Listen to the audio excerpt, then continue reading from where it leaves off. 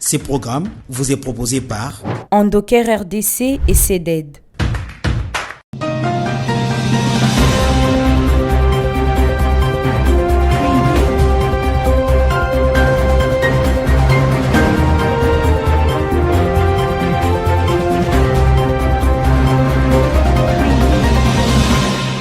Très heureux de vous retrouver très nombreux dans les comptes de Sassa Magazine, votre rendez-vous hebdomadaire d'information. Mesdames et messieurs, bienvenue.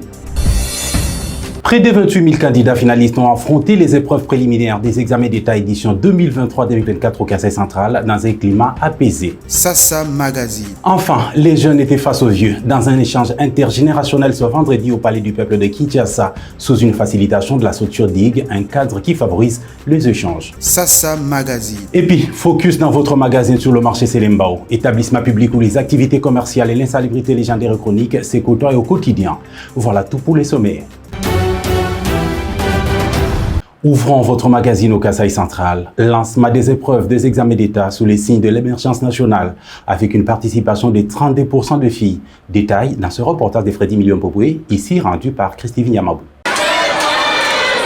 Le lundi 6 mai 2024 a marqué le lancement officiel des épreuves préliminaires des examens d'État dans la province du Kasaï central. Un événement d'une importance capitale pour le 27 818 candidats inscrits, dont 32% sont de filles. Ces derniers s'y sont rassemblés dans le 76 centres de passation répartis à travers les 5 territoires de la province, ainsi que dans la ville de Kananga pour affronter ces épreuves déterminantes. Les conditions strictes établies ont été respectées afin de prendre part à ces épreuves, telles que nous le précise Honoré Moulumba Nyouni, inspecteur principal provincial.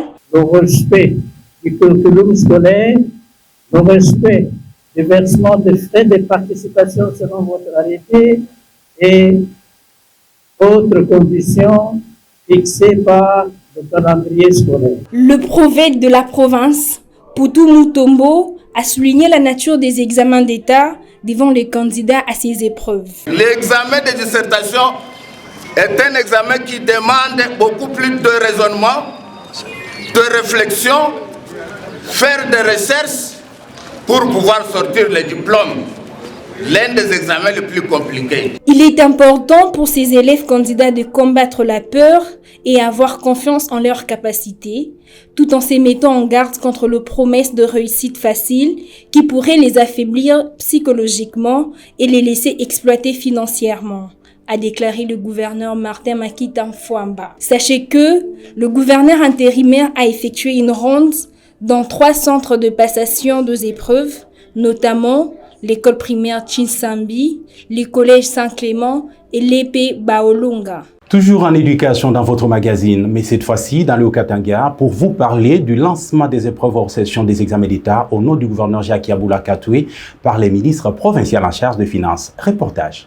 Ce sont quelques 79 127 candidats, dont 36 557 filles et 42 696 garçons pour le cycle long et 101 candidats pour le cycle court, répartis dans différents centres qui se présentent dès ce lundi 6 mai 2024 aux épreuves hors session de l'examen d'État dans la province éducationnelle au Katanga 1. Ces épreuves débutent par la dissertation qui sera suivie du français oral et de la défense des rapports de stage. À Lubumbashi, c'est le complexe scolaire Chris Novik qui a été choisi pour le lancement des épreuves. Le gouverneur de province, Jacques Yaboula Katoué, a été représenté par le ministre provincial des Finances, John Mouloba Kitonge, qu'accompagnait la ministre provinciale de l'Éducation, Chantal Kalé-Akiloufia, et une délégation du ministère national de tutelle. Devant les élèves finalistes du secondaire, l'inspecteur principal provincial, Nicolas Nyangue, les a invités à avoir une confiance en eux. Soyez donc,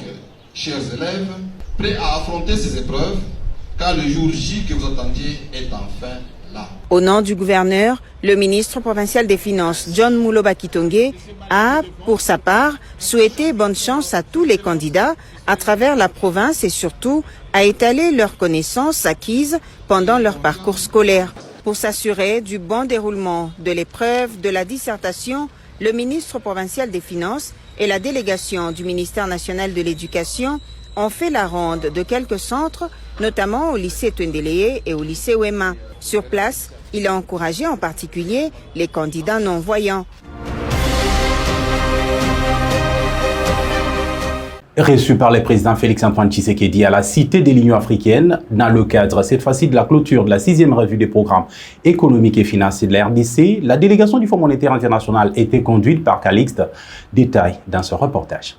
Au terme de sa mission de 2 semaines en République démocratique du Congo, la délégation du Fonds monétaire international a présenté le mercredi dans la soirée les conclusions des travaux avec les autorités congolaises au président de la République. Une restitution faite au président de la République par le chef de la délégation du FMI sur notamment l'accord au niveau des services sur la 6e et dernière revue de l'accord triennal au titre de la facilité élargie de crédit.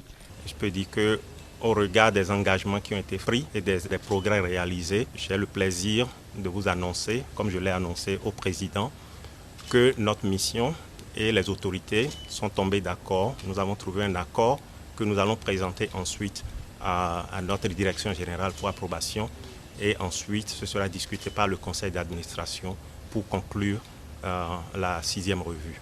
Les discussions avec le président de la République, Félix-Antoine Tshisekedi Tshilombo, ont également porté sur la mobilisation de recettes intérieures, la qualité et le niveau des dépenses sociales, ainsi que les efforts nécessaires pour renforcer la position extérieure de l'économie. À en croire Calixte Aokposi, les services du Fonds monétaire international ont salué les récentes avancées dans la mise en œuvre de la réforme de subventions au prix de carburant qui devrait permettre de réduire les pressions budgétaires et de dégager un espace pour des dépenses sociales afin de protéger les plus vulnérables. Comme annoncé en titre, le Palais du Peuple de Kinshasa a servi de cadre ce 10 mai pour un échange intergénérationnel organisé par la structure DIG, un cadre qui favorise les échanges pour le développement et les rencontres entre les jeunes et vieux. Francis Mawete et Anjaloki nous en font le point. Pour voir si le poste peut être occupé par un citoyen congolais. Favoriser les rencontres et les échanges entre les jeunes et vieux, c'est l'un des objectifs du dialogue intergénérationnel qui a réuni les jeunes des différentes catégories ce 10 mai au Palais du Peuple de Kinshasa. Les dialogues intergénérationnels, créateurs de rencontres amicales. Au-delà du simple partage d'activités, ce sont surtout des relations sincères qui se nouent malgré les supposés conflits de générations. Différentes thématiques étaient à l'ordre du jour, en l'occurrence la paix, sécurité et la prévention des conflits comme facteur du développement. Parlons de ce qui marche et ce qui ne marche pas, ainsi que la part de la jeunesse dans la recherche de la solution. Réforme économique comme clé de la bonne gouvernance et lutte contre la corruption en faveur de l'emploi pour tous. Comment aider les autorités à y parvenir, ainsi de suite. L'Ituri est envié par tout le monde. Et raison pour laquelle la jeunesse iturienne ne doit pas tomber dans le piège des ennemis de la République. Accompagner le président de la République qui prône le développement de ce pays. Parmi les intervenants, plusieurs figures inspirantes comme Sami Adoubango, vice-ministre de la Défense nationale de la RDC, Elodine Tamuzinda, activiste, experte au Conseil économique et social de la RDC et modératrice régionale du réseau des femmes d'Afrique francophone pour l'atteinte des ODD. Massangu Mulongo, ancien gouverneur de la Banque centrale du Congo, dont Israël Mbouyi, entrepreneur, Smith Etumba, défenseur de la charte africaine et coordonnateur du dialogue intergénérationnel en RDC et tant d'autres. De nombreuses activités sont d'ailleurs organisées régulièrement au sein de la structure DIG pour permettre aux vieux et aux plus jeunes de dépasser notamment les clichés sur la vieillesse. Les dialogues intergénérationnels font en sorte que la jeunesse congolaise soit éveillée aux enjeux de l'heure et que chacun soit compatible aux opportunités qui se présentent. Au cours de cette même séance a eu lieu le lancement d'une plateforme dénommée Nouvelle Génération Exemplaire que chapeaute Tony Kankushiku, haut représentant du chef de l'État, Félix-Antoine Tshisekedi. Parlons infrastructure à présent. 3 ans après l'instauration de l'état de siège, la province de l'Ituri subit une véritable métamorphose de la majorité de ses infrastructures. Suivez quelques témoignages des habitants de Bunia dans ce reportage. Des avancées considérables et remarquables, jamais égalées, sont à mettre dans l'actif de l'état de siège en Ituri durant ces 3 années d'affilée de gestion. Sur le plan de développement, l'asphalte a élu domicile en ville de Bunia, au centre-ville et recoin du chef-lieu de l'Ituri. À cet intervalle même, la restauration de l'autorité a été effective dans certaines entités de l'Ituri, témoignent quelques habitants interrogés ce mardi 7 mai 2024. Sous l'état de siège, Bunia est la seule ville au Congo aujourd'hui qui a un stade moderne qui déjà s'est terminé à Kindia, qui a la voirie urbaine qui s'asphalte chaque jour. On est au-delà de 20 km. Un aéroport international en construction, une université moderne en construction. Aucune autre ville n'a eu cela. Et le prochain gouverneur qui va venir après l'état de siège, nous ne voulons pas des explications. Il doit être capable de nous montrer lui aussi l'argent et des kilomètres d'asphalte qui vont se poursuivre. Le gouverneur Luboya nous a montré, contrairement à tous les autres gouverneurs qui ne faisaient que pleurnicher. Les militaires ont bien travaillé vraiment. Ils ont construit des grands marchés. Nous sommes très à l'aise et nous voulons qu'ils restent longtemps ici car ils ont maîtrisé vraiment les problèmes des Litouris. Pour nous, nous encourageons à ce que les autorités de l'état de siège puissent multiplier de mécanismes pour que la paix soit totale dans les périphéries de la ville de Bunia. L'approche militaire et non militaire adoptée par le gouverneur militaire de l'Ituri, le lieutenant-général Luboyanka Shomodjouni, depuis la mise en place par le chef de l'État, permettent à ce jour de stabiliser cette partie du pays.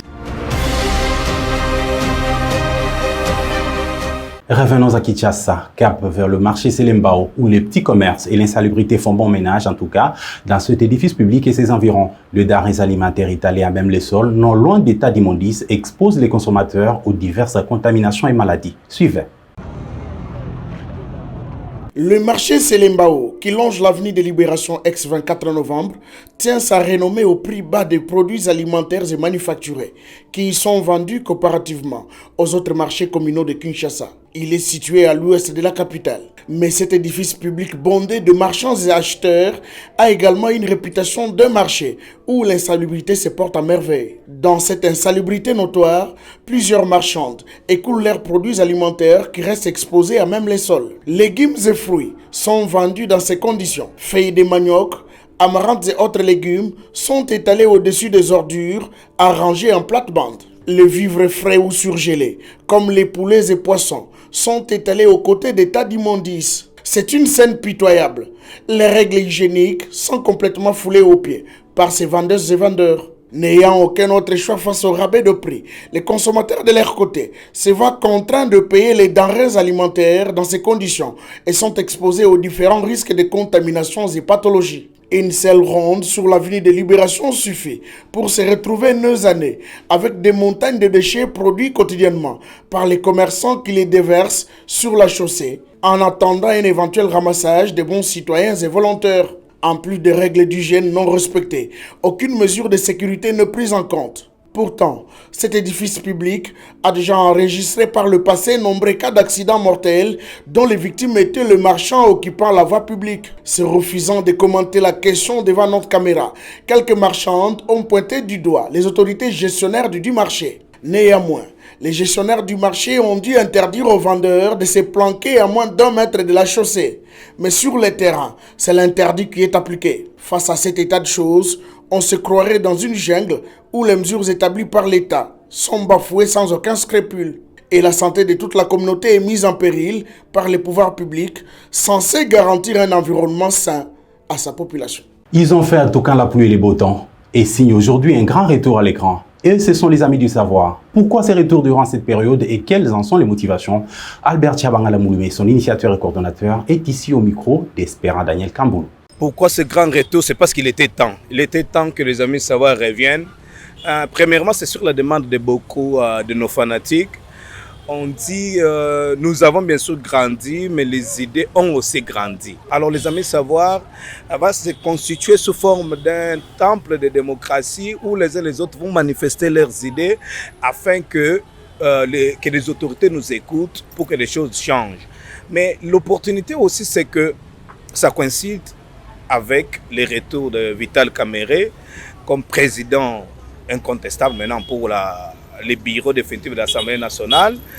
Les gens nous ont, comme moi personnellement, les gens nous ont identifié à Vital Kamerhe. Et là, nous nous sommes dit, maintenant que Kamerhe est revenu, alors il fallait que je revienne. Donc, comme on m'appelle Kamerhe, je suis content de revenir, mais je vais revenir avec des idées nouvelles. Nos membres qui sont même à l'extérieur du pays vont intervenir. Les amis de savoir reviennent pendant qu'il y a beaucoup plus d'opportunités. L'opportunité, c'est TikTok, l'opportunité, c'est ça magazine, l'opportunité, c'est YouTube. Voilà pourquoi j'insiste que ça serait une nouvelle donne, moins de comédie, moins d'humour, mais avec des idées piquantes, ce qui vont même arriver au chef de l'État pour qu'il puisse changer des choses avec son gouvernement. Madame, Messieurs, ça n'est complètement fini pour ce numéro de Sasa Magazine. Merci d'avoir été des milliers à nous suivre sur différentes chaînes partenaires. L'info continue sur notre site internet www.sasastudio.net.